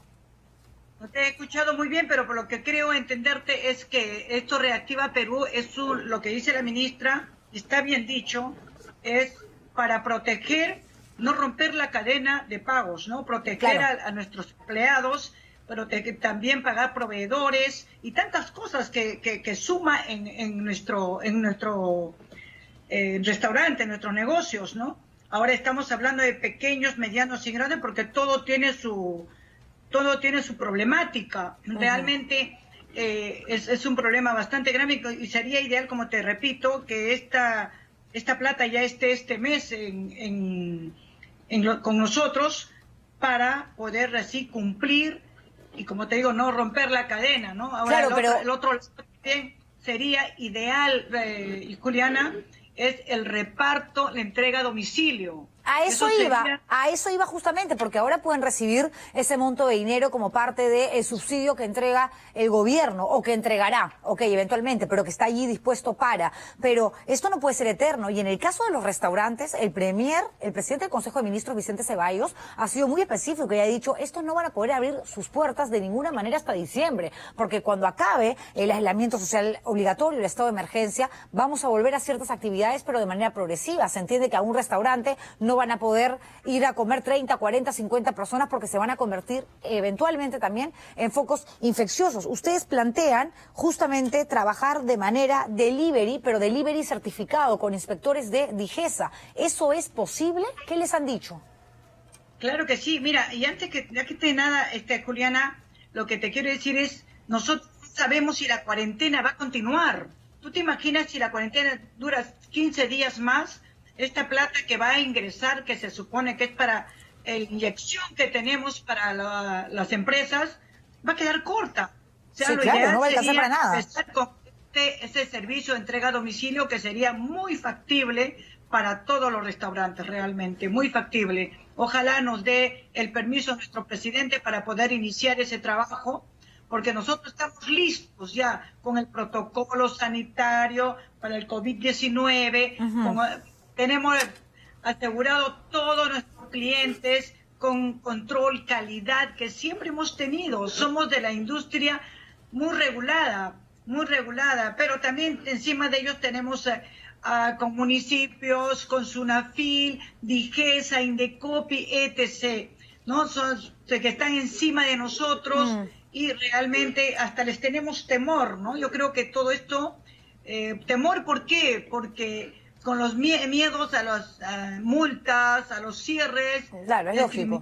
Es lógico, ¿no? Blanca, pero también es lógico que por parte del gobierno existe la siguiente preocupación. Nosotros podemos tener inspectores, gente que esté al interior de las cocinas de los principales restaurantes para poder asegurar que esa alimentación, esa comida que va a ser trasladada hacia las casas de quienes llamen por teléfono y pidan comida a domicilio, llegue en las mejores condiciones. Pero tenemos que hablar de gente que reparta, de aquellos que tengan que volver a sus motos y circular por la ciudad para entregar justamente el producto, de la cantidad de manos por las que pasa un plato de comida justamente cuando la cadena empieza en una cocina pero termina en el delivery entregado, con el pago formulado. Eso no le está dando seguridad como propuesta al propio gobierno. Entonces existe una alta posibilidad, me atrevería a decir yo, Blanca, de que la solicitud absolutamente entendible por parte de ustedes no sea aprobada por parte del Ejecutivo.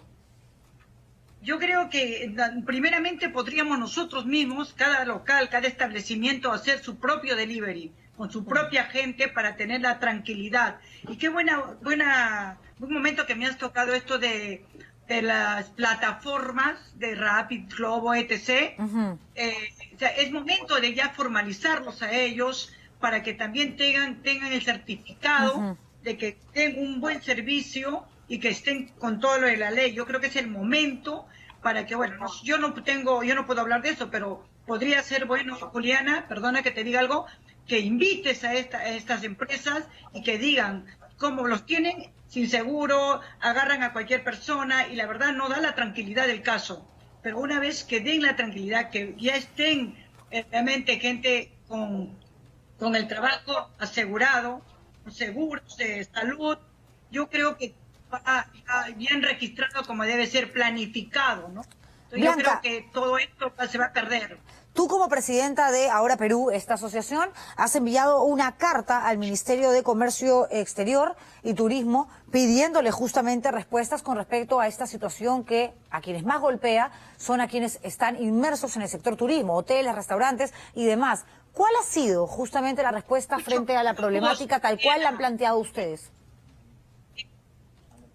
Mucho, si no te te escucho muy bien. Te decía, te preguntaba por las cartas que entendemos que han sido enviadas de manera formal al Ministerio de Comercio Exterior y Turismo para plantearles la necesidad de seguir operando, no esperar hasta diciembre, porque no van a poder subsistir, sino dedicarse justamente al trabajo a manera de delivery. ¿Han tenido ya algún tipo de respuesta oficial? No, todavía no, pero yo pienso de que el ministerio, bueno, que están preocupados porque lo que anunciaste anteriormente, ¿no? Abran el reparto a domicilio, pero va a haber pues todo este movimiento de motos que encima, como me acabas de anunciar, de que va a ser una locura, que no son nada formales, son independientes totalmente.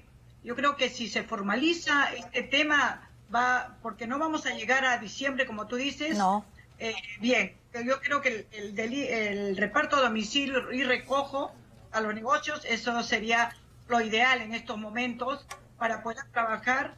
Y claro, de la mano con la salubridad, con Minsa, ¿no? Definitivamente, para que todos estemos tranquilos. No solo los clientes, la gente que va a comprar o va a pedir un delivery, un reparto a domicilio, sino nuestros empleados, para tener la tranquilidad que no se van a contagiar. Y hay un protocolo que justamente lo hicimos con un grupo grande de restauradores, y que claramente es una opinión que damos al gobierno, al viceministro, para ver, de repente les puede ayudar, porque nadie más, el que esté en la cancha es el que tiene que decir lo que más necesita. De acuerdo, y hasta diciembre es imposible, ni siquiera hasta agosto ustedes pueden subsistir en situaciones de esta naturaleza. Muchas gracias, Blanca, por esta entrevista, un abrazo fraterno, y de verdad hay que ponernos a pensar y darle prioridad a este sector también, porque estamos hablando de los dueños de los restaurantes, de los meseros, de las cajeras, de los cocineros, de la gente que trabaja en seguridad, cuidando justamente el local, de aquellos que trabajaban como de manera particular con las empresas para repartir los alimentos. Creo que la salida del delivery es muy buena siempre y cuando tenga una fiscalización y supervisión lo suficientemente responsable e idónea.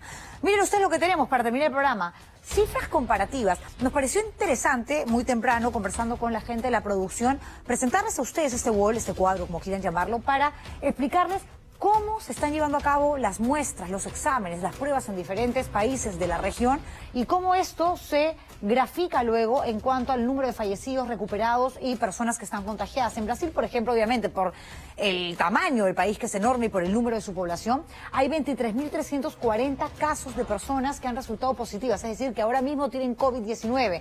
Muertos 1.328, recuperados 173, y no hay información oficial, por eso es que no la colocamos, de la cantidad de pruebas que se han realizado. En el Perú, si pueden ver, para seguir con pruebas, es el país, no estamos tocando a Brasil porque no está publicado, que ha hecho mayor cantidad de pruebas entre las moleculares y las rápidas, 102.216.